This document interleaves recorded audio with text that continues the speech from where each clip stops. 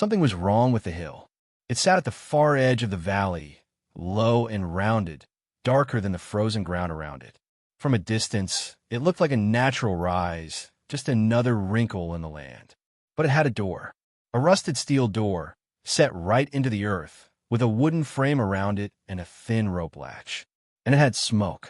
Not from a chimney, exactly, from a narrow iron pipe that jutted from the top of the mound at an angle, as if someone had pushed it through from the inside in a hurry. On the coldest mornings, when the temperature dropped to 22 below zero and the creek stopped making any sound at all, that pipe exhaled a slow, steady column of white. Calm, almost lazy, like something breathing in its sleep. That winter, the one locals still referenced by year, not by name, because the name would sound like an exaggeration, brought 3 consecutive weeks below -15 degrees Fahrenheit across the northern valley.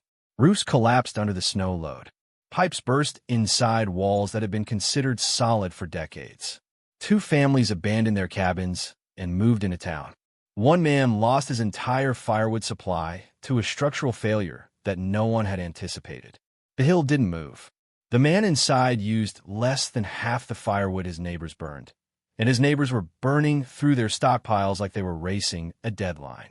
His interior temperature, according to his own handwritten records, never dropped below 54 degrees Fahrenheit, even on nights when he let the stove burn down to coals before sleeping. Nobody understood it.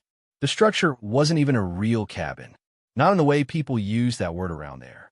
It was a Quonset hut, a military surplus steel shell, the kind that had been sold off by the thousands after the war, semicircular in cross-section, corrugated steel from end to end. Cold as a meat locker in January. Worse than useless in a real winter, everyone said. Something you stored equipment in, not something you lived inside. But he had done something to it. Something no one had seen before, or at least no one had thought to take seriously. He had buried it in mud. Not a thin coat, not a patch. Mud so thick, packed so deliberately, built up in layers over weeks, that by the time the first frost arrived, the steel was invisible. The hut had become the hill. And the hill, it turned out, had its own logic, a thermal logic that the sharpest cold in a generation couldn't break.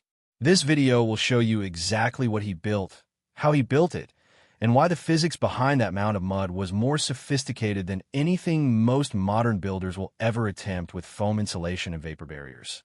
If you've been here before, you know what to do. Hit subscribe and drop a comment telling us where you're watching from. We've had people writing in from Montana, from Northern Ontario, from rural Norway. Wherever you are, stay with us. This one is worth seeing to the end. The Quonset hut arrived on a flatbed truck in the late summer of 1949, in pieces, curved steel panels bolted together in a sequence any reasonably handy man could follow, provided he had the manual, a few willing neighbors, and enough flat ground to work with. The man who ordered it had all 3 barely. His name was Callum Reed. He had come to the Northern Valley 2 years earlier from western Pennsylvania, where he had spent the better part of a decade working in mining infrastructure, not digging, but building the structures around the digging. Ventilation shafts, timber framing, load-bearing calculations done by hand on graph paper, in pencil, with a wooden ruler. He understood how materials behaved under pressure. He understood what cold did to metal, what moisture did to wood, and what happened when you trusted a structure that hadn't been tested by a real winter. He had tried what first. Most settlers in that part of the valley did. There was no shortage of timber. The ridgeline to the north was dense with pine and spruce, and a man with a good saw and a strong back could have a serviceable cabin framed in a month. Callum had done exactly that during his first season, and the cabin had been adequate. Barely. The walls were single-layer pine board. The chinking was a mixture of clay and dried moss that shrank when the cold came. And the roof, a simple gable with hand-split shingles, let in enough cold air at the ridge line to make the far corner of the room nearly unusable from December through February. He burned through 4 full cords of firewood that first winter. Local oral accounts suggest the average for a cabin of that size was closer to 2.5. He was heating the outside as much as the inside, and he knew it. The second winter was worse. A gap opened in the north wall where the chinking had dried out completely, and for 6 days in January, While he waited for a break in the weather to reseal it from the outside, the interior temperature dropped to 38 degrees Fahrenheit before he got the stove fully loaded. 38 degrees. That is cold enough to make your hands clumsy, your thinking slow, your instincts slightly wrong. He sat close to the stove and thought about what he was actually doing wrong. It was not the stove. The stove was a good cast-iron box heater, well-seated, with a proper flue draw. It produced heat efficiently. The problem was the shell around it, the walls, the floor, the roof, which were doing almost nothing to hold that heat inside. Every BTU he generated was fighting its way out through gaps, through single-layer wood, through a roof with no mass and no insulation. He was not living in a warm building. He was living inside a slightly heated version of the outside. That was when he started thinking about the Quonset. He had seen them used during the war in the Pacific. Fast, cheap, durable. They could be assembled by a small crew in a single day. The corrugated steel arch was extraordinarily strong for its weight, distributing load in a continuous curve rather than concentrating it at corners or ridge joints. Structurally, they were nearly impossible to collapse. But thermally, they were a disaster. Steel conducts heat roughly 400 times faster than wood, which means in a cold environment, the metal shell pulls warmth out of the interior as fast as any fire can generate it. Callum knew this. He had thought about it for a full year before the truck arrived with the panels. He had a different plan. The Quonset would not be a metal building. It would be the skeleton of something else entirely, a frame over which he would build a second structure, one made of the one material in that valley that cost nothing and weighed everything, the earth itself. He bolted the hut together in 4 days with the help of 2 neighbors who thought he was building a storage shed. He set it on a rubble stone foundation he had laid himself over the previous spring.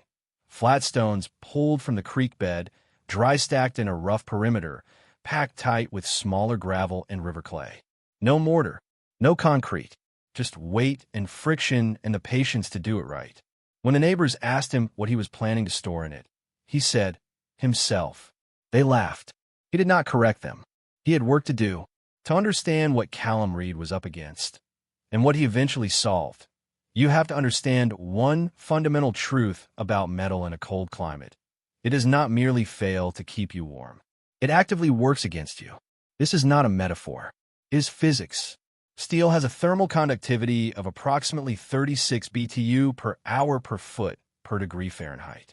Wood, by comparison, sits at around 0.08 to 0.12 BTU per hour per foot per degree Fahrenheit. That difference, a factor of roughly 300 to 400, means that a steel wall, even a thick one, will drain heat from a warm interior into a cold exterior hundreds of times faster than a wooden wall of identical thickness. In a standard Quonset hut with no modification, this creates a situation that is almost comically hostile to human comfort. You light a fire. The fire heats the air inside. The warm air rises, contacts the steel overhead, and the steel, which is at the same temperature as the outside air, because steel has almost no ability to resist heat flow, immediately conducts that warmth outward. The metal becomes a radiator in reverse. Instead of radiating heat into the room, it radiates the room's heat into the winter. There's a second problem, quieter but just as serious: condensation. When warm, moist interior air contacts a metal surface that is below the dew point, which at minus 10 degrees Fahrenheit outside, the steel absolutely is, it deposits moisture directly onto the wall. In an unmodified hut, this means the interior surface of the steel is perpetually damp in cold weather. That moisture, if allowed to accumulate, runs down the walls, pools at the base, soaks into any organic material it contacts, and accelerates both rot and heat loss. Settlers who tried to use unmodified Quonset huts as winter shelters in the northern states and Canada in the late 1940s often reported interior conditions that were, by the accounts preserved in agricultural extension record from that era, closer to a wet cave than a livable room. Callum had read some of those accounts. He had also talked to a man in town who had tried to winter in a surplus hut on the eastern side of the valley 2 years prior.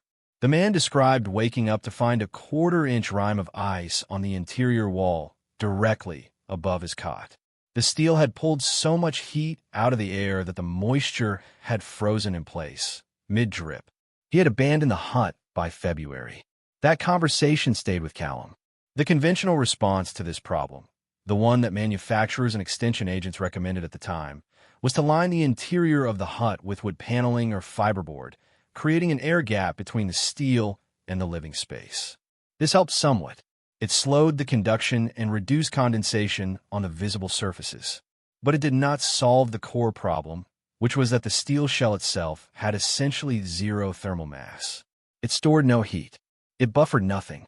The moment the fire died down, the interior temperature began falling immediately because there was no mass in the walls to release stored warmth back into the room.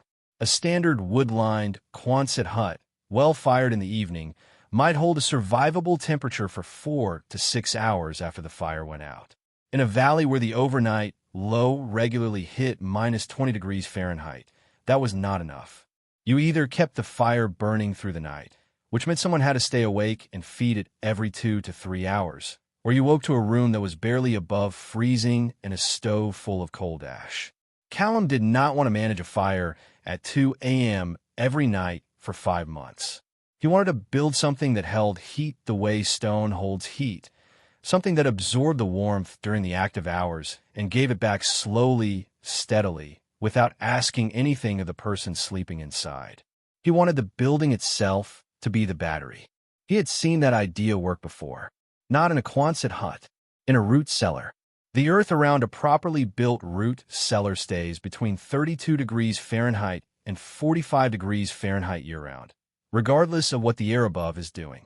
Not because the earth generates heat, because it stores it, absorbing warmth during warmer months and releasing it slowly during cold ones, buffering the space inside against the extremes outside. The thermal mass of the soil acts as a flywheel, smoothing out the peaks and valleys of temperature the way a heavy wheel smooths out the irregularities of a rotating shaft.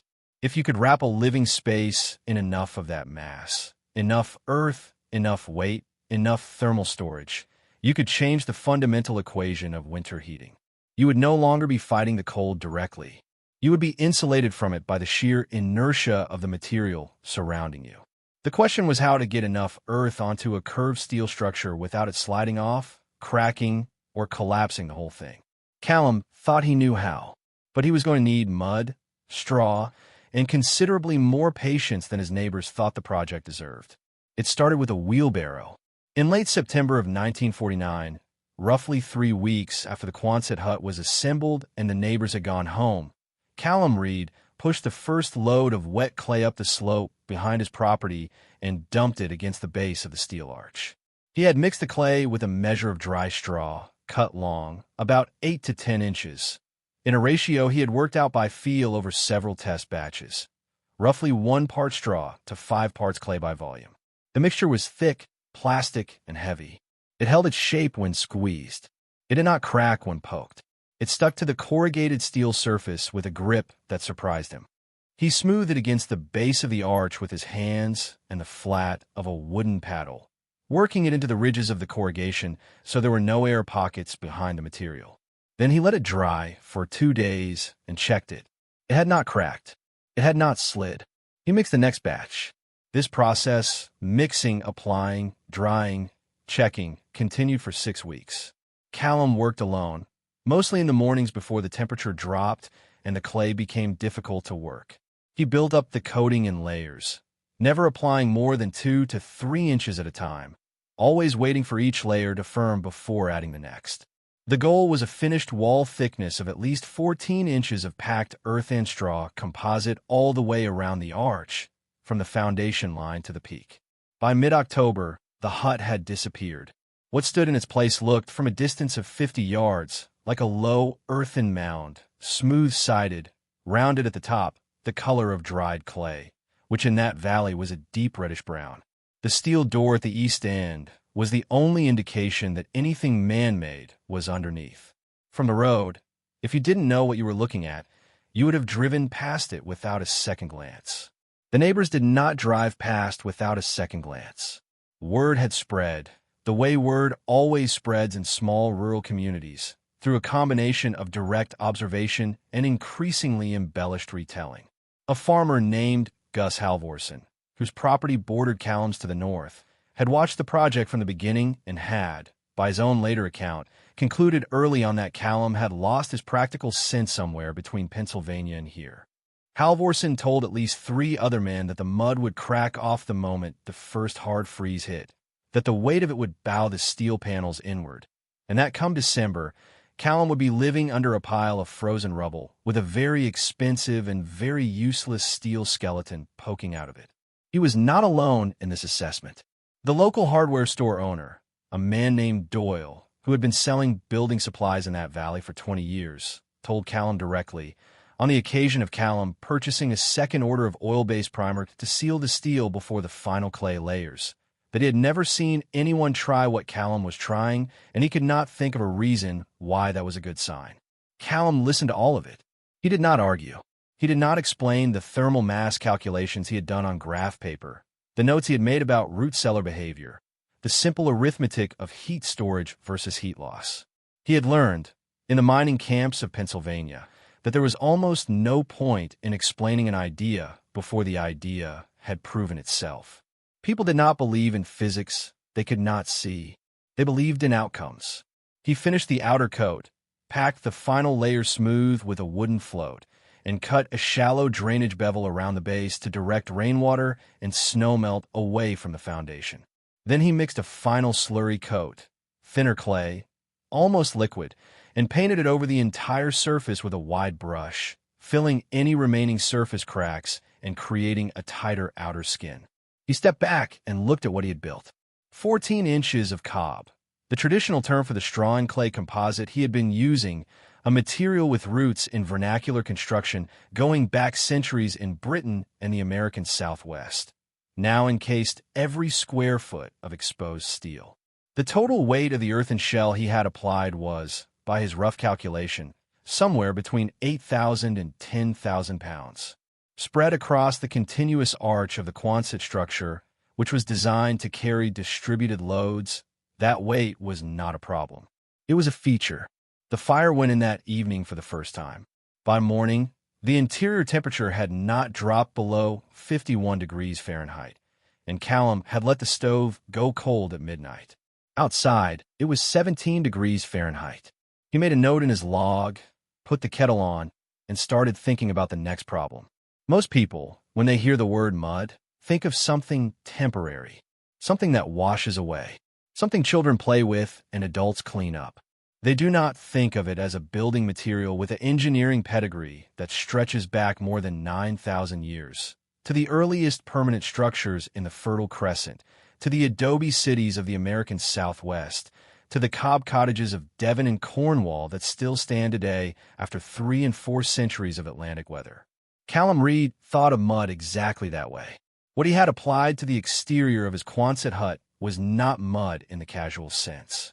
It was cob, a specific deliberate composite of subsoil clay, coarse sand, and long fiber straw that, when properly mixed and applied in controlled layers, cures into a material with compressive strength comparable to soft brick and thermal properties that no single layer would wall can match. The straw in the mixture is not decorative, and it is not filler. It is structural reinforcement, the same principle as steel rebar and concrete, but organic, flexible, and distributed throughout the entire mass rather than concentrated in discrete lines. The long fibers bridge microcracks as the material dries, preventing the kind of catastrophic surface fracturing that pure clay would develop as it loses moisture. Callum had learned the basics of cob from an older woman in his Pennsylvania mining community, a Welsh immigrant named Mrs. Anwin Price, who had grown up in a cob cottage outside of Carmarthen and who had, in her words, never trusted a house she couldn't push her thumb into. She had shown him the squeeze test. Take a handful of the mix, squeeze it hard, open your hand, and look at what it does. If it crumbles, add clay. If it slicks and smears, add sand. If it holds its shape with clean edges and slight surface texture, it is ready. Callum had run that test on every batch he mixed beside his hut, adjusting the ratios until the material felt right in his hands before it ever touched the steel. The layering sequence he used was deliberate and it mattered more than most observers realized. The first layer, what traditional cob builders call the scratch coat, was applied thin and wet, roughly half an inch thick, and worked aggressively into the corrugated ridges of the steel with his fingers and a short wooden tool he had carved from a piece of scrap pine. The goal of this layer was not insulation. It was adhesion, creating a mechanical bond between the smooth metal surface and the subsequent layers of cob, using the corrugations themselves as a gripping surface. Steel, being non-porous, does not bond chemically with clay, but the physical interlocking of wet cob pushed firmly into the channels of corrugated steel creates a friction grip that, once dried, is remarkably resistant to shear forces. Over the scratch coat, he built up successive layers of full-thickness cob, each between 2 and 3 inches deep, each allowed to firm for at least 48 hours before the next was applied. The straw fibers in each layer were oriented roughly horizontal as he applied the material, running parallel to the curve of the arch. This orientation was not accidental. A fiber running parallel to the surface of a wall resists tensile cracking across the wall's face, the kind of cracking caused by thermal expansion and contraction far more effectively than a fiber running at a random angle. By the time the final coat was in place, the wall assembly around the steel arch looked like this from outside to inside, a finished clay slurry approximately a quarter-inch thick for weather resistance. Beneath that, 12 to 14 inches of layered cob containing embedded straw. Beneath that, the corrugated steel of the Quonset itself. And finally, inside the hut, a thin layer of whitewashed wood planking that Callum had installed against the interior steel surface during the original assembly, creating a half-inch air gap between the steel and the plank wall. That air gap was not in any building manual. It was not something he had read about or been told to do. It was an intuition, a small deliberate space he had left because he knew from mining work that still air is one of the poorest conductors of heat that exists, and that even a thin layer of it between a cold surface and a warm interior could make a measurable difference in how fast the interior lost temperature. He did not yet know how significant that gap would turn out to be. The total thermal mass of the finished wall system, the cob layer alone, not counting the earth floor inside or the stone foundation, represented somewhere between 9,000 and 11,000 pounds of dense, heat-retentive material wrapped continuously around the living space. Clay, depending on its mineral composition and moisture content, has a volumetric heat capacity of roughly 20 to 28 BTU per cubic foot per degree Fahrenheit. That means each cubic foot of cob wall could absorb and store 20 to 28 BTU of heat before its temperature rose by 1 degree, and release that same heat slowly as the interior cooled. Across 14 inches of wall thickness, covering the full surface area of a 20-foot Quonset arch, the numbers became significant very quickly. Callum did not do all of that arithmetic. He did not need to. He had done enough of it to know the direction was right. The rest, he was content to let the winter prove. There is a detail in the construction of Callum Reed's earth-covered hut that almost no one who visited or observed the structure ever understood. Not because it was hidden exactly, but because it was invisible from the outside, and on the inside it simply looked like a normal interior wall. A plank wall, whitewashed, ordinary. Behind that wall, between the planking and the steel, there was a cavity approximately half an inch to 3/4 of an inch wide, running the full arc of the Quonset shell from floor to floor. Callum had created it deliberately during the original assembly by shimming the interior planking away from the steel surface using small blocks of scrap wood, nailed at intervals, before fastening the planks in place.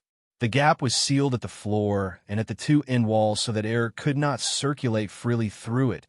It was a closed cavity, not a ventilated one.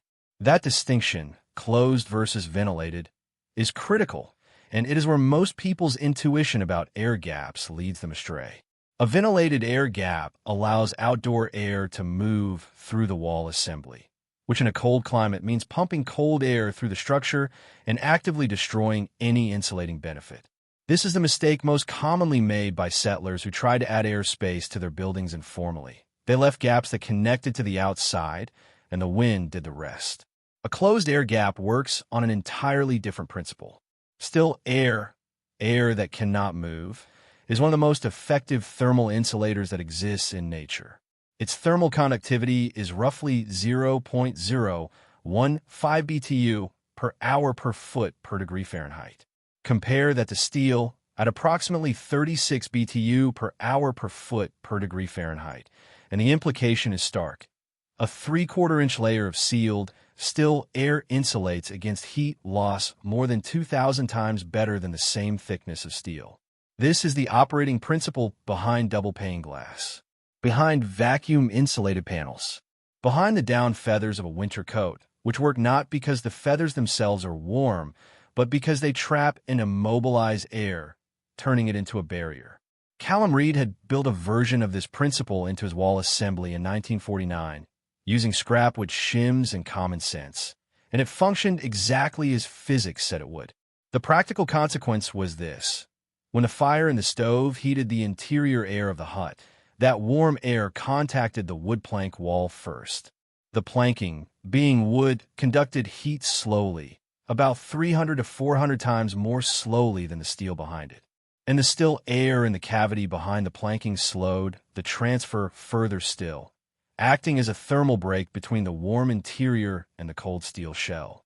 By the time any meaningful heat flux reached the steel, it had passed through 3 successive layers of increasing resistance: wood, still air, and then, on the other side of the steel, the vast thermal mass of the cob. The cob, for its part, was doing something the interior planking could not. It was storing heat. Not transmitting it, storing it. During the hours when the stove was burning and the interior was at its warmest, typically between 65 degrees Fahrenheit and 72 degrees Fahrenheit, by Callum's log, the outer face of the cob was absorbing radiant heat conducted slowly through the steel from the inside and storing it in the clay mass. The temperature differential between the inner face of the cob and the outer face was, during these hours, several degrees, meaning heat was actively flowing outward through the wall, but slowly, and being captured in the clay rather than escaping into the air. At night, when the fire burned down and the interior began to cool, that gradient reversed. The cob, now warmer than the interior air, began releasing its stored heat back inward, through the steel, through the air gap, through the planking, and into the room. Not quickly, not dramatically, but steadily, measurably, for 6 to 8 hours after the fire had gone cold. This is thermal mass doing exactly what it is designed to do. It is not magic. It is not even complicated. It is the same reason a cast iron skillet stays hot long after you take it off the burner, while a thin aluminum pan goes cold in minutes. Mass resists change. The more of it you wrap around a space, the more it fights the temperature swings that would otherwise make that space uninhabitable. What made Callum's system unusual, and what the air gap made possible, was that the thermal mass was on the outside of the steel, not the inside. This is counterintuitive.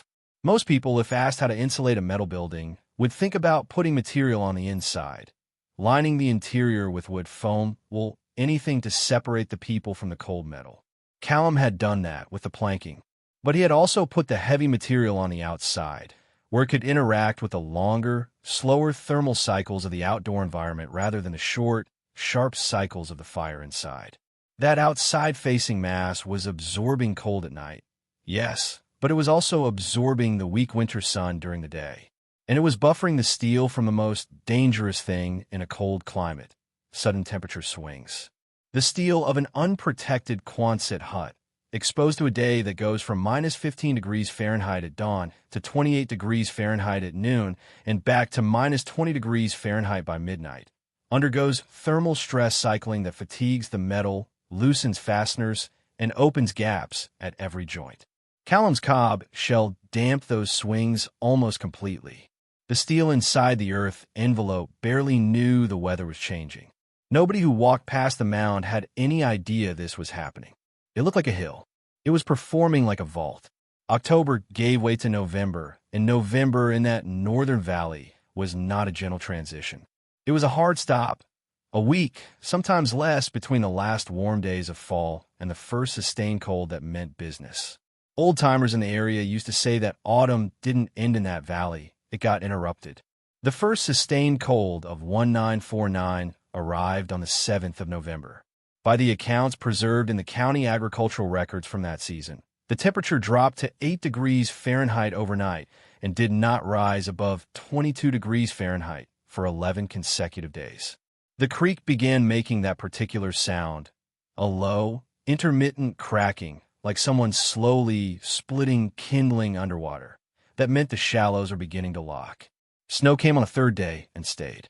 Callum had been heating the hut steadily for 3 weeks by then, running the stove at moderate output each morning and evening, letting it drop to a low burn overnight. He was doing this intentionally, not just to stay warm, but to charge the thermal mass of the cob. This is a concept that experienced mass heater users understand instinctively. A cold thermal mass is a liability, not an asset. Clay and stone cannot release stored heat that they have never absorbed. During the first weeks of cold weather, the cob needed to be gradually warmed from the inside, its enormous thermal inertia slowly overcome, until the entire wall mass had risen to a temperature meaningfully above the outdoor ambient.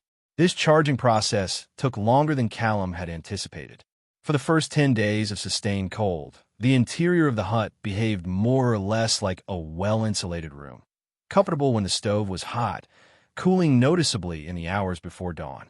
He was using approximately 3/4 of a cord of wood per week, which was better than his previous cabin, but not yet the dramatic improvement he had calculated on paper. Then around day 12, something shifted. He noticed it first by absence, the absence of the cold floor he had grown accustomed to in every previous shelter he had occupied. The packed earth floor inside the hut, which sat directly on the native soil with only a single layer of flat sandstone slabs for a finished surface, had warmed to a point where walking on it in socks was not unpleasant. He checked it with the back of his hand. Not warm exactly, but not the dead cold of stone in an unheated space. Somewhere around 48 degrees Fahrenheit to 52 degrees Fahrenheit, he estimated, which was more than 20 degrees above the outdoor temperature at the time. The floor was contributing to the thermal envelope. He had not fully accounted for this. The ground beneath a structure, any structure that is heated consistently, absorbs heat downward from the floor surface and stores it in the soil below. In a building with a concrete slab or a raised wood floor, that heat is largely interrupted before it reaches the earth. In Callum's hut, with its direct contact stone slab floor over native soil, the heat was flowing down and being stored in a thermal reservoir that extended several feet below the building footprint. That reservoir, once charged, released its warmth back upward through the floor slowly and steadily, adding a baseline of radiant warmth from below to the radiant warmth being released from the cob walls on all sides. By the third week of November, Callum reduced his firing schedule. Instead of morning and evening burns of an hour each, he moved to a single long burn, 2 to 2.5 hours in the late afternoon, when outdoor temperatures were at their daily high and the wood caught quickly with good draft. During that burn, he would bring the interior to 68 degrees Fahrenheit or 70 degrees Fahrenheit, load the stove full, and bank it, reducing the air intake to produce a slow, sustained combustion that would carry the fire through the first part of the night. By the time the fire went fully cold, usually between 11 at night and 1 in the morning, the thermal mass of the walls and floor had absorbed enough heat to hold the interior above 52 degrees Fahrenheit until well past sunrise. He was using less than half a cord of wood per week. The neighbors burning in standard wood frame cabins of similar floor area, roughly 320 square feet, were going through a full cord to a cord and a quarter in the same period, according to the general accounts that circulated that winter among the valley community. The disparity was significant enough that it began attracting attention even before the truly brutal weather arrived. Gus Halvorsen, whose prediction of frozen rubble had not materialized, rode past on horseback one afternoon in late November and stopped at the road for a long moment, looking at the mound. The stovepipe was exhaling its slow, lazy column of white. The cob surface, which he had expected to see cracked and slumping, was intact, tight, smooth, slightly darkened by moisture where the snow had melted against it from the heat radiating faintly through the shell. He did not stop to knock. He had not yet admitted, even privately, that the project might be working. That admission was still a few weeks away. and the weather that would force it had not yet arrived. The winter of 1949 into 1950 is not remembered fondly in the Northern Valley. It is remembered the way people remember a narrow escape, with a particular quietness, a reluctance to elaborate, as if speaking about it in too much detail might somehow summon it back. It began in earnest on December 14th. A cold front pushed down from the Canadian interior without the usual warning of a storm system. No heavy clouds, no wind buildup, no pressure drop at the old farmers read in their joints and their barometers. The sky simply went pale, then white, then a color that has no good name in English, the flat, depthless non-color of extreme cold. By midnight on the 14th, the temperature at the valley floor had dropped to minus 17 degrees Fahrenheit. By the morning of the 15th, it was minus 24 degrees Fahrenheit, and a wind had come with it. Not a howling wind, but a steady, relentless push from the northwest that drove the wind chill to minus 40 degrees Fahrenheit or below. That wind was the thing people remembered most. Not the temperature by itself. Cold was expected. Cold was manageable if you had wood and walls and sense. But a sustained wind at that temperature is a different category of problem. It finds every gap in a structure the way water finds every crack in a foundation. It does not negotiate. It does not pause. It pushes through chinking joints and around door frames and under roof edges with a patience that is almost methodical, and every cubic foot of cold air it forces into a building is a cubic foot of warm air it displaces out. In the standard wood frame cabins of the valley, the effects were immediate and cumulative. A neighbor 3/4 of a mile to the east, a capable, experienced homesteader who had built his cabin himself over 2 seasons using good quality pine logs and clay chinking, woke on the morning of December 15th to find the north wall of his main room registering 29 degrees Fahrenheit at hand height, despite having kept a fire burning through the night. The wind was finding the gaps that the warm months had hidden. By the second day, he was burning wood at a rate he had not anticipated and could not sustain indefinitely. By the end of the first week of the cold snap, local accounts indicate he had consumed nearly a full cord more than his planned reserve for the entire month. 2 families on the upper road, one in a frame house, one in a log structure, had more serious problems. The frame house developed a frozen water line on the second day. The log structure, which had a particularly exposed north gable, began showing frost on the interior wall surface by the 3rd day, a sign that the chinking had failed enough to allow cold infiltration through the full wall depth. The family moved their sleeping arrangements to the south end of the cabin and kept a fire burning in shifts. A third family, whose roof had been built with slightly undersized rafters and had accumulated 3 feet of wet, heavy snow over 2 weeks before the cold snap arrived, lost the northeast corner of their roof structure on the night of December 18th. The snow load, compacted and dense, had exceeded what the rafters could hold. No one was hurt, but the repair could not be made in those conditions, and they spent 11 days with a canvas tarp staked over the damaged corner and a stove running at maximum output to compensate for the heat escaping through the gap. Callum Reed was aware of most of this. Word traveled, even in a valley that spread over 12 miles of broken terrain. Men stopped at each other's places to check on wood supplies, to borrow tools, to assess whether help was needed. He made 2 such visits himself during the first week of the cold snap, on horseback, and returned both times with a clear picture of what the weather was doing to conventional construction in the valley. He returned also with a clear picture of what it was not doing to his. The mound sat in its hollow at the south end of his property exactly as it had sat since October. The cob surface had developed a thin glaze of ice where snow melt had refrozen against it, but the snow itself had not accumulated on the upper arc of the structure the way it had on the peaked roofs of the neighboring cabins. The curved surface, combined with the faint warmth radiating slowly through the shell, caused the snow to slide or sublimate rather than pile. There was no snow load to speak of. The arch was carrying its own weight and the weight of 14 inches of cob, and nothing more. Inside, on the morning of December 16th, 36 hours into the worst cold of the season, Callum's log recorded an interior temperature of 57 degrees Fahrenheit at chest height. The stove had been banked since 11 the previous night. He had not risen to feed it.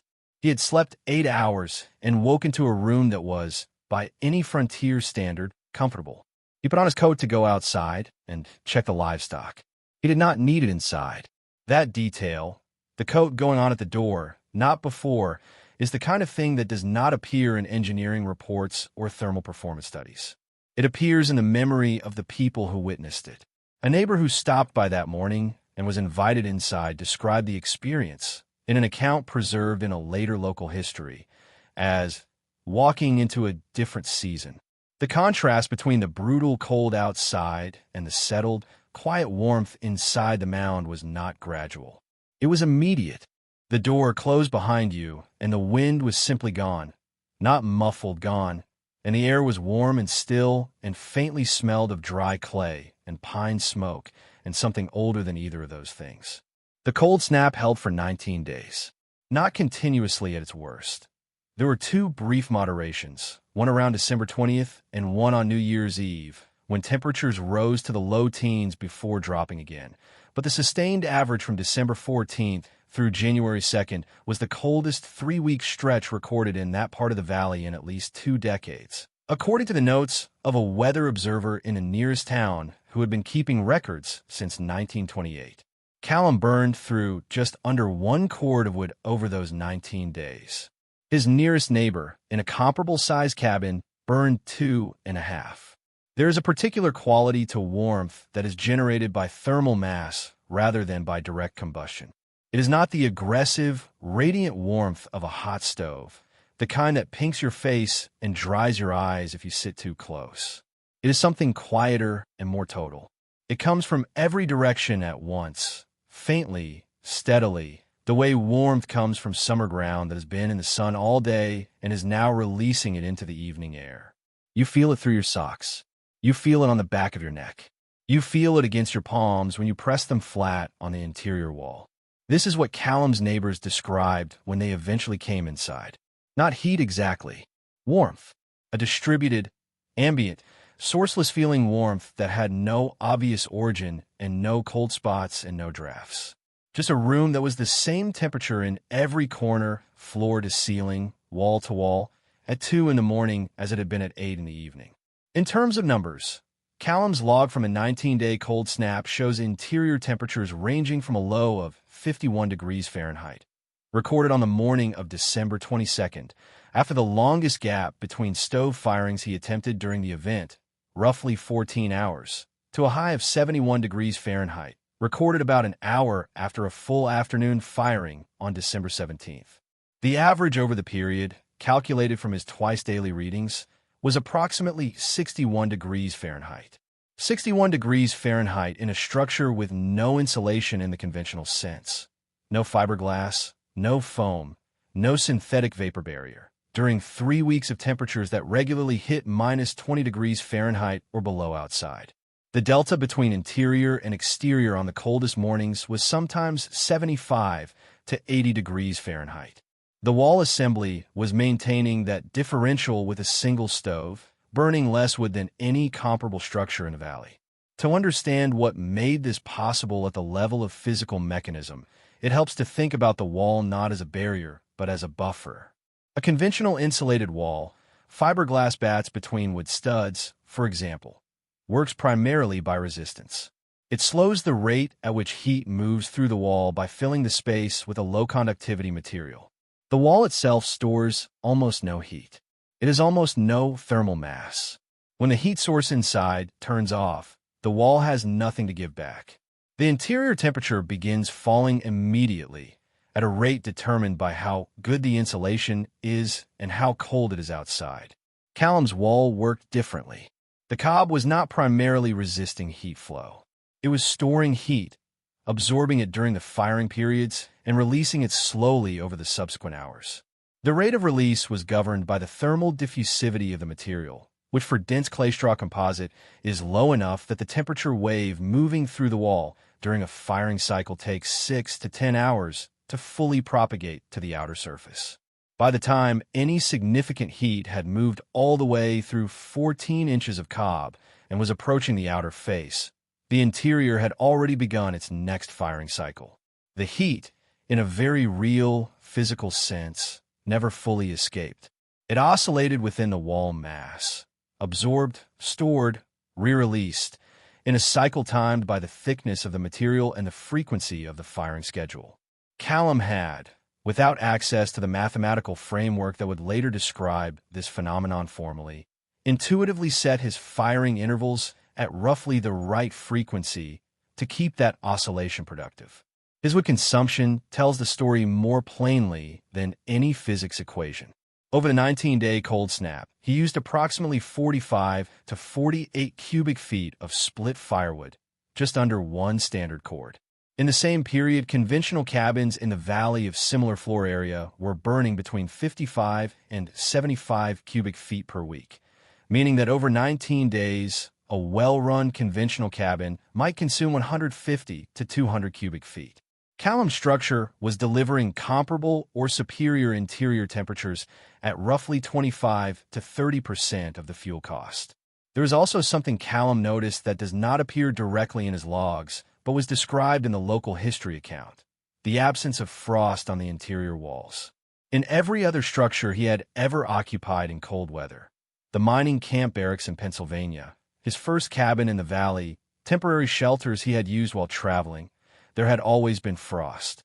On nails, on window frames, on the wall surfaces in the coldest corners. Frost is the visible evidence of a thermal bridge, a point where the cold from outside has penetrated far enough through the wall to bring the interior surface below the dew point of the room's air. It marks the failure of the insulation system at that specific location. There was no frost inside Callum's mound, not on the walls, not on the door frame, not on the small window he had cut into the east end wall and glazed with 2 layers of glass set half an inch apart.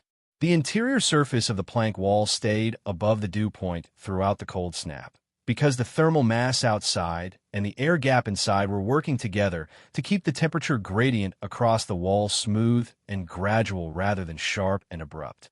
No frost, consistent warmth, half the firewood.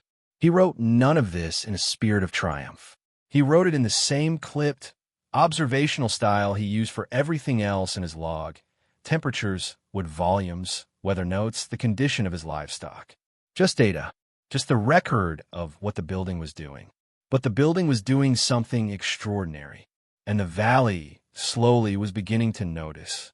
Gus Halvorsen had been watching the mound for 2 months by the time he finally rode up to the door and knocked. It was January 4th, 1950. The worst of the cold snap had broken 2 days earlier, replaced by a gray, still cold in the low single digits, the kind of weather that felt almost gentle after what had come before. Halvorsen had spent the previous 19 days managing his own situation. A wood-frame farmhouse with a good stone chimney, but walls that had let him down badly in the sustained wind, burning through his reserves faster than he had planned, and keeping a fire going in 2 rooms simultaneously for the first time in 15 years of living on that property. He had looked at the mound every day. Every day he had expected to see something wrong with it. A section of cob that had sheared away, a buckle in the steel where the weight of the earth had become too much, a crack in the surface where freeze-thaw cycling had done what physics said it should do to a material with that much clay content. He had expected, in short, to be right. He had not been right, and now he wanted to know why. Callum let him in, poured coffee, and answered his questions without any detectable satisfaction in being the one with the answers. Halvorsen was a practical man, and practical men deserve practical explanations. Callum gave him one. The first thing Halvorsen asked about was the weight. He had been certain from the beginning that 14 inches of wet clay and straw over a corrugated steel shell would either bow the panels inward or pull the entire coating off the surface in sheets as the material dried and contracted. Neither had happened. He wanted to know why. The answer had 2 parts, and both of them were in the geometry. A Quonset hut's structural signature is its semicircular cross-section, unlike a flat roof or a gabled roof, both of which transfer their load downward to walls that must resist it as a bending or shear force. An arch transfers load laterally, pushing outward along the curve and downward into the foundation.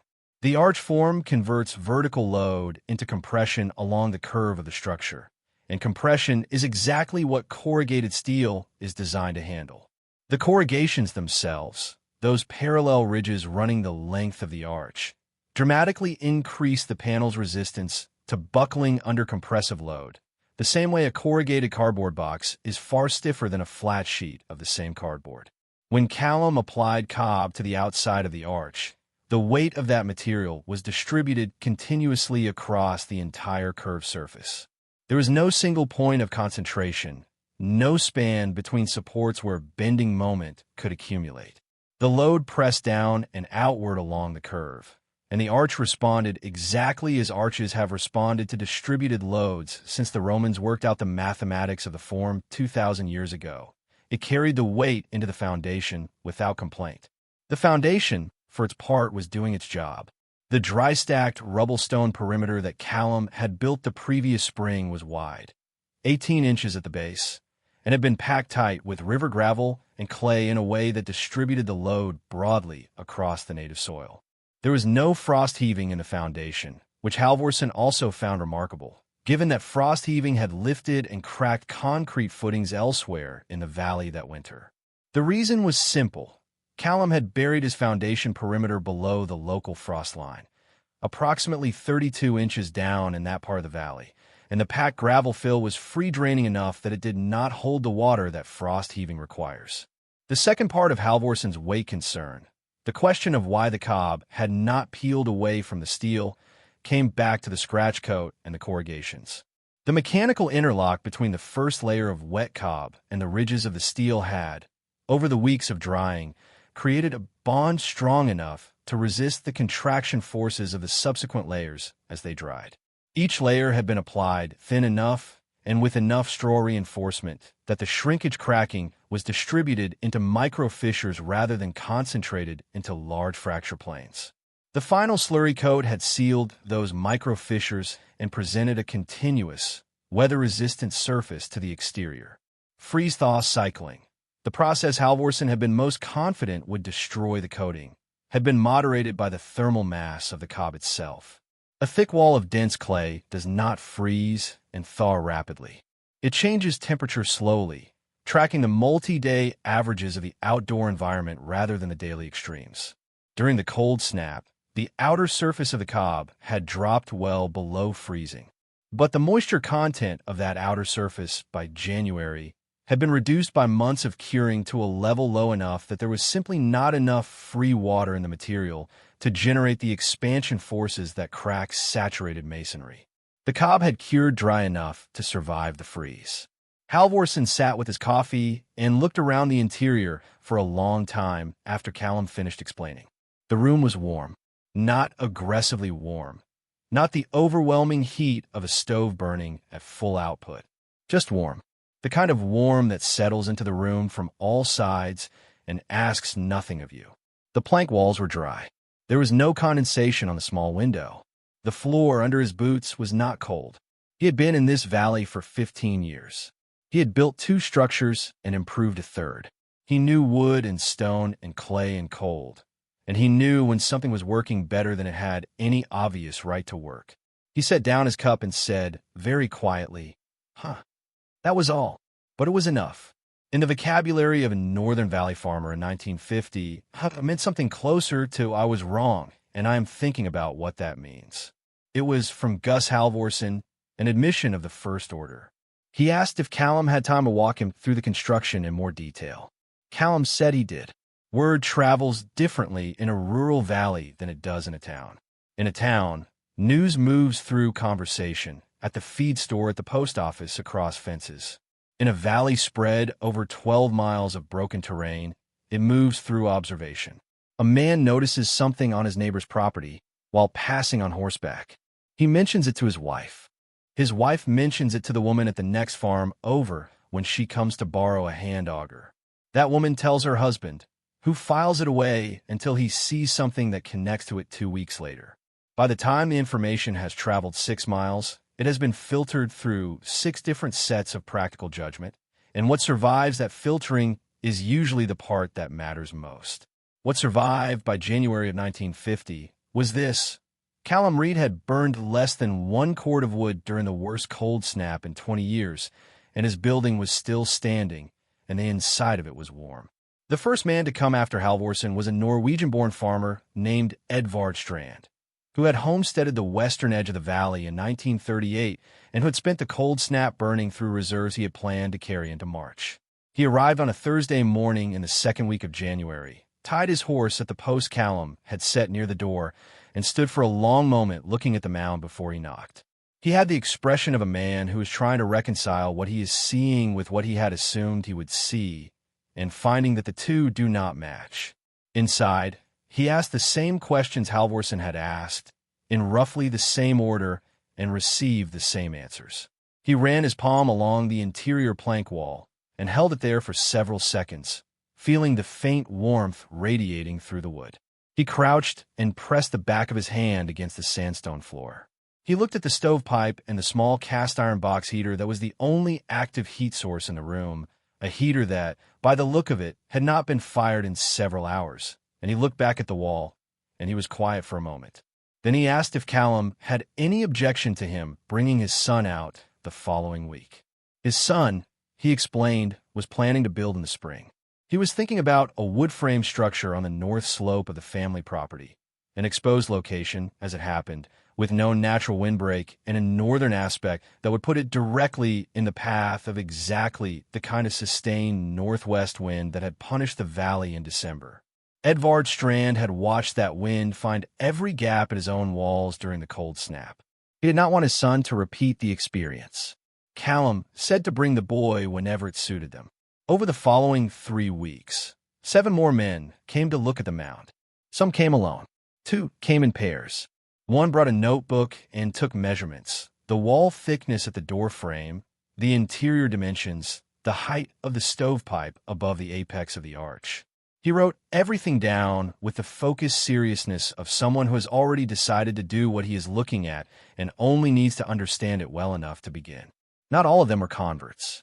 One man, a builder from the eastern end of the valley who had constructed several of the better wood frame structures in the area and had a professional stake in the established methods, examined the mound with a skepticism that never fully softened. He acknowledged that the thermal performance was real. He questioned whether it was replicable by men without Callum's specific background in construction materials. He pointed out that cob, unlike dimensional lumber, required judgment calls at every stage. The consistency of the mix, the thickness of each layer, the timing of the drying intervals, and that a mistake in any of those judgments could produce a wall that cracked badly or failed to bond to the steel. He was not entirely wrong about any of this, but he was the exception. Most of the men who came that January and February left with the look of people who had seen something they intended to remember. The valley had given them a controlled experiment they had not asked for. Same weather, same land, same duration, and the result of that experiment was sitting in a hollow at the south end of Callum Reed's property, warm and intact, and using wood at a rate that made everything they knew about winter heating feel slightly wasteful. Callum did not give tours. He did not explain himself more than asked. He answered questions directly and without embellishment. In the same measured way, he had recorded his temperatures and wood volumes in the log. When men asked if he planned to write any of it down in a form that others could use, he said he hadn't thought about it. When they asked if he planned to build another one, he said he was thinking about a larger version, maybe 30 feet long instead of 20, with a proper root cellar dug into the north end beneath the earth cover. That answer, more than anything else he said during those winter visits, is the one that stayed with the people who heard it. Not the thermal mass calculations, not the air gap, not the arch geometry. The image of a larger mound with a root cellar underneath it, sitting in that same hollow, a structure that was simultaneously a house, a food cellar, and a hill. Some of them drove home thinking about their own land, about what was under their feet that they had not yet used. Callum Reed was not the only person who had looked at a surplus Quonset hut and seen something other than a storage shed. In the years immediately following World War II, the United States government had sold or given away tens of thousands of Quonset huts through surplus programs, a practical solution to the enormous inventory of prefabricated military structures that had been manufactured in quantities far exceeding the war's eventual needs. The huts showed up everywhere, on university campuses as temporary classrooms, on the edges of growing cities as cheap commercial space. In rural areas, sold for prices between $200 and $1,000 depending on condition and size, as barns, workshops, grain storage, and for settlers and veterans with limited capital and a need for immediate shelter, homes. Most of those who tried to live in them in cold climates discovered the thermal problem quickly and either abandoned the huts to storage use or lined them with wood paneling and accepted the limitations. A small number did something more deliberate.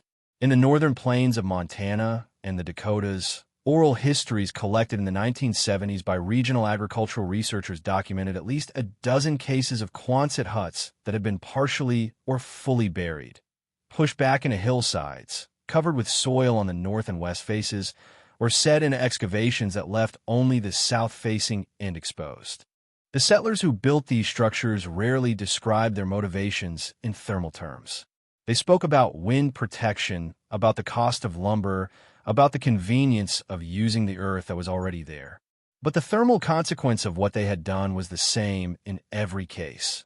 The buried portions of their huts were dramatically more stable in temperature than the exposed portions, and the fuel consumption of the buried structures was consistently lower than that of their conventional neighbors.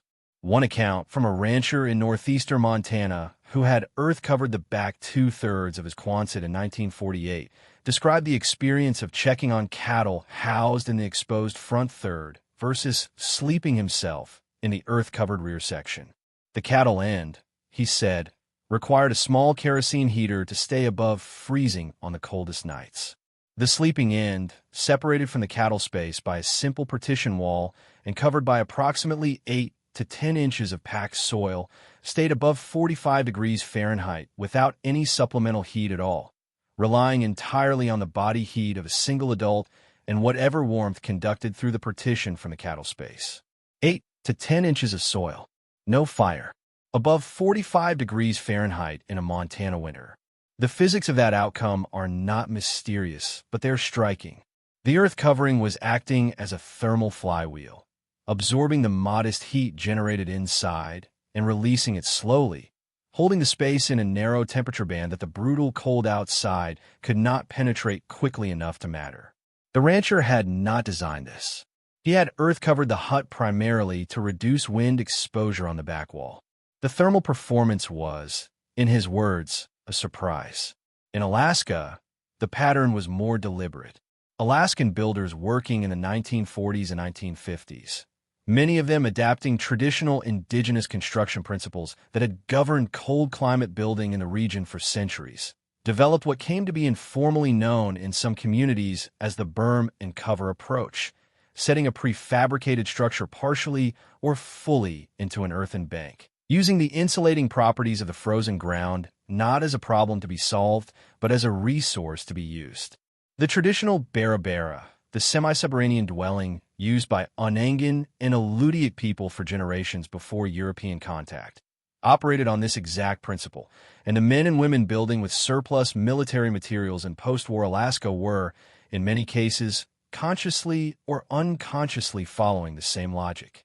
The knowledge did not consolidate. It did not produce a manual, a building code, or a formal tradition of earth-covered prefabricated construction. It remained distributed, carried in the memories of individual settlers, in the notes of regional agricultural extension agents who documented it occasionally without fully understanding its significance, in the oral histories that researchers began collecting decades later when most of the people involved were elderly or gone. Callum Reed's version of this knowledge was more systematic than most. His mining background had given him a vocabulary for thinking about materials under load and environments under thermal stress. His conversation with Mrs. Price in Pennsylvania had given him the specific craft knowledge of cob construction. The combination produced a result that was more deliberate, more carefully executed, and more thoroughly documented than most of the parallel efforts happening across the northern plains and territories in the same period. But he was not alone in the instinct. He was simply one of the more precise expressions of it. The idea that Earth is a building material, not just a substrate to build on top of, but a thermal resource to build with and within, is ancient. It is older than the Quonset hut by thousands of years. What the post-war surplus hut did was give that ancient idea a new steel skeleton to wrap itself around. The combination was, as Callum had intuited, a good one. In the decades that followed the winter of 1949, the American construction industry moved steadily and deliberately away from mass and toward resistance. The logic was understandable. Fiberglass bat insulation, which became widely available and commercially dominant through the 1950s and 1960s, was cheap, light, fast to install, and effective at slowing heat transfer through a wall. It could be manufactured in consistent thicknesses with consistent R values, cut with a utility knife, stuffed between studs, and covered with drywall in a sequence that any trained crew could execute in hours. It did not require judgment calls about mix ratios. It did not require waiting 48 hours between layers. It did not require the physical labor of moving thousands of pounds of earth by wheelbarrow. Compared to cob, it was effortless. And compared to a single-layer wood wall with no insulation, it was a meaningful improvement. What it could not do, what it was never designed to do, was store heat. This distinction, which seems academic when stated plainly, has enormous practical consequences that most modern homeowners never think about because they have no reference point for what a high-mass building feels like from the inside. A standard modern wood frame wall with fiberglass insulation, the dominant construction system in the United States for the past 60 years, has an R value of approximately R13 to R21, depending on stud depth and insulation thickness. That R value describes the wall's resistance to heat flow, which is real and useful. But the wall's thermal mass, its ability to store heat and release it back into the interior when the heat source goes off, is negligible. A typical stud wall with half-inch drywall on the interior and half-inch sheathing on the exterior has a total thermal mass of perhaps 3 to 5 BTU per square foot per degree Fahrenheit. Callum's 14-inch cob wall had a thermal mass of roughly 60 to 80 BTU per square foot per degree Fahrenheit, 15 to 20 times greater. That difference does not show up in R-value comparisons because R-value does not measure thermal mass. It measures resistance only. The two properties are related but not identical, and optimizing for one without considering the other produces buildings that perform very differently in practice than their R-value specifications suggest. A modern well-insulated house with a high-efficiency furnace is, in thermal terms, a sprint runner. It heats fast, responds quickly to the thermostat, and requires the mechanical system to run frequently to maintain temperature because the walls have nothing to give back when the system cycles off. The thermostat clicks on, the furnace burns, the air warms. The thermostat clicks off, the furnace stops, the air begins to cool. The cycle repeats dozens of times per day. The walls are spectators throughout. Callum's mound was a marathon runner, slow to charge, slow to discharge, indifferent to short-term fluctuations, capable of maintaining a stable temperature for 12 to 14 hours on the thermal energy stored in the wall mass alone. The stove was not the primary heat source of the building. It was the charging mechanism for the primary heat source, which was the building itself. This is not an argument against modern insulation. Fiberglass bats, spray foam, rigid board. These materials have genuine value, and a well-designed modern building uses them appropriately. The argument is narrower, that the abandonment of thermal mass as a design principle, driven by the convenience and cost efficiency of lightweight insulation systems, has produced a generation of buildings that are more dependent on continuous mechanical heating than they need to be, and more vulnerable to heating failures than buildings with significant mass would be. When the power goes out in a modern insulated house at minus 20 degrees Fahrenheit, the interior temperature begins dropping within hours. The walls have nothing stored. The house empties its warmth into the cold the way a thin-walled thermos empties coffee, quickly, with no reserve. When the fire went cold in Callum's mound at minus 20 degrees Fahrenheit, the interior temperature dropped 2 degrees per hour. At that rate, the building had 12 hours before it approached the lower edge of habitable. 12 hours is time enough to solve a problem. Time enough to gather wood, relight a fire, wait out a storm. Time enough to survive a mistake. That margin, that thermal reserve built into the walls themselves, was not a luxury. In a frontier context, it was the difference between a bad night and a genuinely dangerous one. Modern construction, for all its precision and its synthetic materials and its energy modeling software, has largely forgotten how to build that margin in. Not because it cannot, because it stopped asking whether it should. Callum Reed, working with clay from his hillside and straw from his field and a steel shell that cost him less than a used truck, had asked the question and answered it with 14 inches of mud. The answer is still there, is still warm. There is a particular kind of knowledge that does not travel well through institutions. It is not compressed into textbooks cleanly. It is not reduced to a formula or a specification sheet or a building code subsection. It lives in the hands of the person who has done the work, in the feel of the clay at the right consistency, in the timing of the layers, in the decision made at the wall face on a cold October morning when the mix looks almost right, but not quite, and the person applying it has to judge whether to add more straw or more water or more time, based on nothing more systematic than experience and attention. This is craft knowledge. And craft knowledge, unlike engineering knowledge, does not survive the retirement of the craftsman unless someone is standing next to him and learning by watching and doing rather than by reading. Callum Reed understood this. He had learned cob from Mrs. Price not through her explanation of it, but through her demonstration of it. The way she worked the material between her palms, the sound she listened for when she squeezed a test handful, the particular angle at which she applied the wooden float to smooth a layer without pulling it away from the surface beneath. She had not given him a recipe. She had given him a sensibility. The recipe he had to work out himself by trial in a different climate with different clay and different straw. What he had discovered in that process, and what his mound demonstrated more persuasively than any explanation could, was that the materials for a thermally superior building are rarely exotic or expensive. They're almost always local. They're almost always heavy. And they're almost always undervalued because they require time and physical labor rather than money and specialized equipment. The clay that formed the walls of his mound came from a cut in the hillside 40 feet from the building site. He had not purchased it. He had dug it, tested it, and used it. The straw came from his own field, the dried stalks of the oats he had grown that summer, cut long and stored in the barn. The steel shell had cost him $340 from a government surplus dealer in 1949, which was real money, but not extraordinary money for a permanent structure.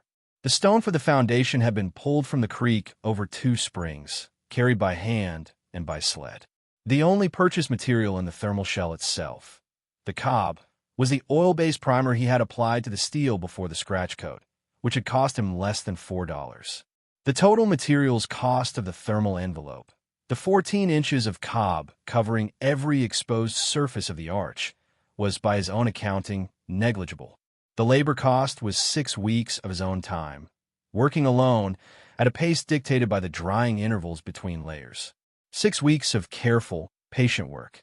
In exchange for a building that used a quarter of the firewood of a conventional structure and held its temperature for 12 to 14 hours without any active heating. That is not a bad trade, but it is a trade that requires something the modern construction economy is not organized to provide: time. The building industry operates on speed. A framing crew, an insulation crew, a drywall crew, each working in sequence, each optimized for volume and rate, each delivering a product that is measurable and reproducible and inspectable at the end of the day. The value of their work is legible in real time. You can look at a frame wall and count the studs and verify the spacing. You can look at insulation bats and read the R value off the packaging. You cannot look at a wall of cob mid-application and know whether it is going to perform the way it should. You have to wait. You have to let it dry. You have to trust the process, which means trusting the judgment of the person doing the work. In a construction economy built on speed, legibility, and the separation of labor from design, that kind of trust is almost impossible to institutionalize. So the knowledge retreated, not because it was wrong, not because it stopped working, because the conditions that made it practical, abundant time, local materials, owner-built construction, and winters that provided immediate, unambiguous feedback, were replaced by conditions that made it irrelevant to most people most of the time. The lesson in the mud is not that modern construction is wrong and ancient construction is right. It It is simpler and more precise than that. It is this: thermal mass works. It has always worked. It works for the same reasons now that it worked in 1949 and in 1749 and in 749 BCE. The physics have not changed. What has changed is the willingness to invest the time and labor to use it. For the people who are willing, the homesteaders, the off-grid builders, the people who measure their wood supply in cords and their heating season in months and their comfort in whether they wake up warm, that willingness is not idealism. It is practicality of a different order. It is the practicality of a man who looks at the hillside next to his building site and sees not just dirt, but a wall. Callum Reed stayed in the valley for 11 more years after the winter of 1949. In the spring of 1950, he began planning the expanded version of the mound he had described to his winter visitors, a 30-foot Quonset set 2 feet deeper into the natural grade of the hollow, with a proper root cellar excavated into the north and beneath the earth cover. He completed the main structure in the fall of 1950 and finished the root cellar the following spring. After a winter of occupying, the new building confirmed that the expanded thermal shell was performing at least as well as the original. The greater volume of cob and the deeper site integration producing interior temperatures that were, by his logs, several degrees more stable than the 20-foot version had achieved. The root cellar, cut into the native soil beneath the north end of the arch and lined with dry stack stone, maintained a temperature between 34 degrees Fahrenheit and 42 degrees Fahrenheit throughout the following year. Ideal for the storage of root vegetables, cured meats, and the ceramic crocks of fermented food that formed a significant part of the winter diet in that community. The earth above the cellar was the same earth that formed the north face of the mound's cob shell. The two systems shared their thermal mass. The cellar kept the food cold. The shell kept the living space warm. They were, functionally, different expressions of the same principle operating in different temperature ranges. He expanded the mound twice more over the following decade. Once to add a small workshop off the east end, partially earth-covered, partially exposed with a south-facing window for light, and once to extend the living space westward, connecting the original 20-foot shell to the newer 30-foot shell with a short passage that served as an airlock entry, eliminating the direct cold infiltration that had been the main thermal weakness of the original design. By 1958, the structure that had started as a single surplus hut covered in mud had become something that resisted easy categorization. It was not a cabin. It was not a bunker. It was not a conventional earth shelter. It was an assemblage, organic, pragmatic, built in response to specific problems over a decade of occupation, that sat in its hollow and looked, from the road, like a series of low hills with doors in them. Local accounts from the late 1950s describe visitors stopping on the road to ask whether they were looking at a natural feature or a man-made one. This was not a failure of design. It was its most complete expression. A building that the landscape has accepted so thoroughly that it is no longer distinguishable from a landscape is a building that has solved the fundamental problem of all cold climate construction. It has stopped fighting the environment and started participating in it.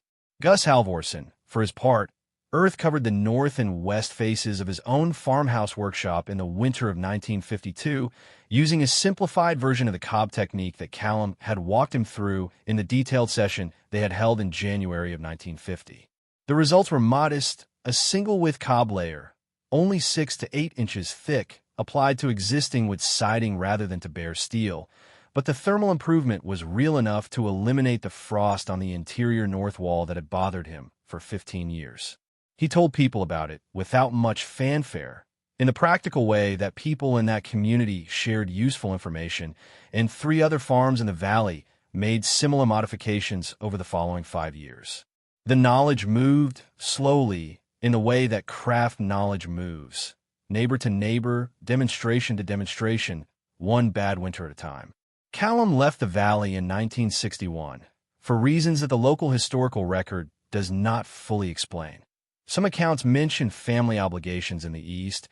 Others suggest a land dispute with a newer neighbor who had purchased the adjacent property. He sold the mound structure along with the rest of his property to a young couple from Minnesota who had come west looking for land. The couple lived in it for 6 years. They made one significant modification, adding a second south-facing window to the living space for more daylight, and otherwise left the thermal shell intact. They also left records, in the form of a brief letter preserved in a County Historical Society archive, describing their experience of the first winter in the structure. The letter is addressed to a relative in Minnesota and concerns itself mainly with practical matters: firewood, food stores, the condition of the road in February. But it contains one passage that is worth quoting at length for what it reveals about how the building felt to people who had not built it and did not fully understand why it worked the way it worked. The writer describes waking in the night during a severe cold snap in January of 1962 and lying still in the dark, listening. Outside, she could hear the wind. She could hear it in the tops of the pine trees on the ridge above the property, and she could hear the particular low note it made when it moved across the open ground of the valley floor. But inside the mound, she wrote, there was no draft, no creak of wood contracting, no cold coming under the door, just silence and warmth coming from everywhere and nowhere at once, and the smell of earth and old pine smoke, and the feeling, she underlined this, of being inside something that was alive. She did not mean it literally, but she was not entirely wrong. A building with significant thermal mass is, in a limited but meaningful sense, responsive. It takes in energy, stores it, and releases it according to its own schedule. A schedule governed not by thermostat or a furnace cycle, but by the thermal properties of the material itself, operating at the pace of physics rather than the pace of technology. That responsiveness is not intelligence, but it is a kind of behavior. And after a lifetime of living in buildings that do exactly what their mechanical systems tell them to do and nothing more, encountering a building that does something on its own, that keeps you warm without being asked, that holds its temperature through the night without any intervention, feels, to the person inside it, like something more than construction. It feels like shelter in the oldest sense of the word. Drive the road that runs through the northern end of the valley on a clear January morning, when the temperature has been below zero for 3 days and the landscape has gone to the particular stillness that deep cold produces. The creek locked, the pines motionless, the sky the color of old pewter, and you can still see the outline of the hollow, where Callum Reed's mound once sat. The structure itself is gone. It did not collapse by any account that survives. It was dismantled sometime in the mid-1970s by a later owner who wanted the land flat for a different use, and the steel was salvaged and the cob was graded back into the hillside from which it had come. The root cellar stone was pulled up and used elsewhere on the property. The door frame was the last thing to go, according to one local account, and the man who removed it said the cob around it was still intact, dense and solid, showing no cracking and no delamination from the steel after more than 20 years of freeze-thaw cycling and valley weather. 22 years of service in a climate that destroys unprepared structures in a single season. The hollow remains. The grade change where Callum cut into the hillside to set the foundation is still faintly visible if you know what you are looking at. A slight deflection in the contour of the land, maybe 18 inches of vertical relief across a 40-foot span, where the natural slope was interrupted and never fully restored. In the spring, the snow melts there a few days later than on the surrounding ground, because the soil in that hollow is denser and more moisture-retentive than the surrounding hillside. A consequence, perhaps, of 22 years of packed clay in the ground above it, or perhaps simply of the way the hollow collects shade in the low-angle light of early spring. Or perhaps it is something else, something that has no name in engineering. The people who know about the mound, and there are still a few in the valley, children and grandchildren of the men who came asking in January of 1950, tend to describe it the way people describe things that made an impression on them before they had the vocabulary to fully process what they were seeing. They say it was warm in there. They say it looked like a hill. They say their father came home that winter and started looking at the north wall of the barn differently. They did not always know the technical details, the cob thickness, the air gap, the arch geometry, the wood consumption figures. They know the feeling of it. That the feeling has lasted longer than the structure is, in some sense, the point. A building made of mud and straw and surplus steel, built by one man with a wheelbarrow and a wooden float and a sensibility learned from a Welsh immigrant in a Pennsylvania mining community. That building held its warmth through the worst cold snap in 20 years, outlasted the mockery of its critics by 2 decades, and left enough of an impression on enough people that the memory of it is still alive in the valley 75 years later. What Callum Reed understood, the thing that the specialists and the hardware store owners and the experienced builders did not, was not a secret. It was not a trick. It was a willingness to ask a question that the conventional wisdom of his moment had stopped asking. What if the best building material is the one already under your feet? The earth under a building does not require manufacturing. It does not require shipping. It does not off-gas or degrade or need replacing after 20 years. It does not have an R value listed on a package because its thermal value is not a resistance. It is a capacity to hold, to store, to give back slowly what it was given. That capacity is still there, in the ground under your property, in the hillside behind your house, in the clay bank at the edge of the field you have been walking past for years without stopping to squeeze a handful and feel whether it holds its shape. The mound is gone. The hollow remains. And on the coldest mornings, when the valley goes quiet and the smoke from the nearest farmhouse chimney rises straight up in the still air and the temperature on the road reads -18 degrees Fahrenheit, there is nothing in that hollow but frozen ground and the faint memory of warmth. But the idea is alive. It has always been alive. It is waiting, as it has always waited, for the person willing to pick up a wheelbarrow. This script is produced for educational and historical storytelling purposes only. The construction techniques described, including cob application, earth sheltering, and thermal mass design, are presented as historical accounts and vernacular building traditions. They do not constitute professional engineering advice and should not be replicated without consultation with qualified structural, geotechnical, and building code professionals in your jurisdiction.